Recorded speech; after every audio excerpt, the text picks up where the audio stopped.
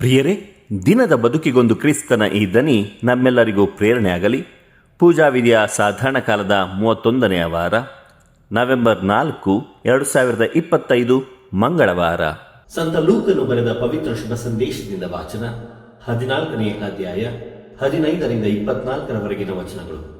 ಆ ಕಾಲದಲ್ಲಿ ಊಟಕ್ಕೆ ಕುಳಿತಿದ್ದವರಲ್ಲಿ ಒಬ್ಬನು ಯೇಸುಸ್ವಾಮಿ ಹೇಳಿದ್ದನ್ನು ಕೇಳಿ, ದೇವರ ಸಾಮ್ರಾಜ್ಯದ ಔತಣದಲ್ಲಿ ಭಾಗಿಯಾಗುವವನು ಎಷ್ಟೋ ಧನ್ಯನು ಎಂದನು.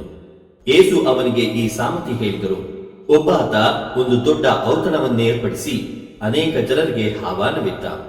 ಊಟಕ್ಕೆ ವೇಳೆಯಾದಾಗ, ಈಗ ಎಲ್ಲ ಸಿದ್ಧವಾಗಿದೆ, ಬನ್ನಿ ಎಂದು ಹೇಳಿ ಆಹ್ವಾನಿತರನ್ನು ಕರೆದು ತರಲು ಸೇವಕನನ್ನು ಕಳುಹಿಸಿದ. ಆದರೆ ಆಹ್ವಾನಿತರೆಲ್ಲರೂ ಒಬ್ಬರಾದ ಮೇಲೊಬ್ಬರು ಕ್ಷಮಿಸಬೇಕು ಎಂದು ಹೇಳಲಾರಂಭಿಸಿದರು. ಒಬ್ಬ, ಕ್ಷಮಿಸಬೇಕು, ಒಂದು ಹೊಲ ಕೊಂಡುಕೊಂಡಿದ್ದೇನೆ, ಅಲ್ಲಿಗೆ ಹೋಗಿ ನೋಡಬೇಕಾಗಿದೆ ಎಂದ. ಇನ್ನೊಬ್ಬ, 5 ಜೊತೆ ಎತ್ತುಗಳನ್ನು ಕೊಂಡುಕೊಂಡಿದ್ದೇನೆ, ಅವುಗಳನ್ನು ಪರೀಕ್ಷಿಸಲು ಹೋಗುತ್ತಿದ್ದೇನೆ, ನನ್ನನ್ನು ಕ್ಷಮಿಸಬೇಕು ಎಂದ. ಮತ್ತೊಬ್ಬ, ನನಗೆ ಈಗ ತಾನೇ ಮದುವೆ ಆಗಿದೆ, ಬರುವುದಕ್ಕಾಗುವುದಿಲ್ಲ ಎಂದನು.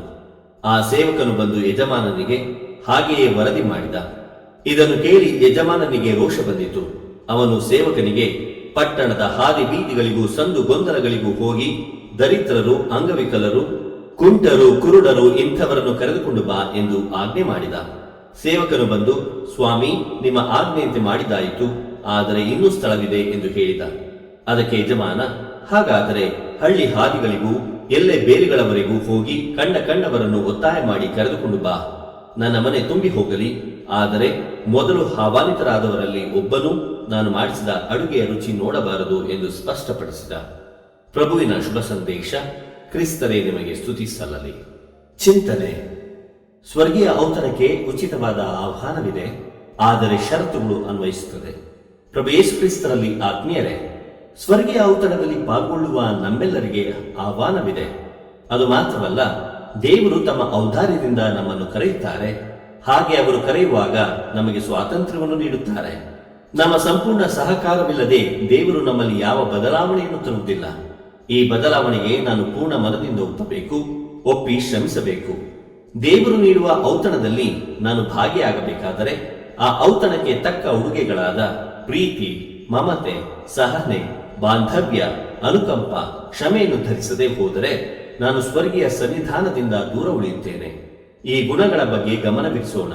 ಇವುಗಳನ್ನು ಧರಿಸಿ ಕ್ರಿಸ್ತರ ಸಾಕ್ಷಿಗಳಾಗಿ ಬಾಳಲು ಪ್ರಯತ್ನಿಸೋಣ. ದೇವರು ನಮ್ಮೆಲ್ಲರನ್ನು ಆಶೀರ್ವದಿಸಲಿ. ಇದು ಧ್ವನಿ ಮಾಧ್ಯಮ ಮನೆಯ ಕೊಡುಗೆ.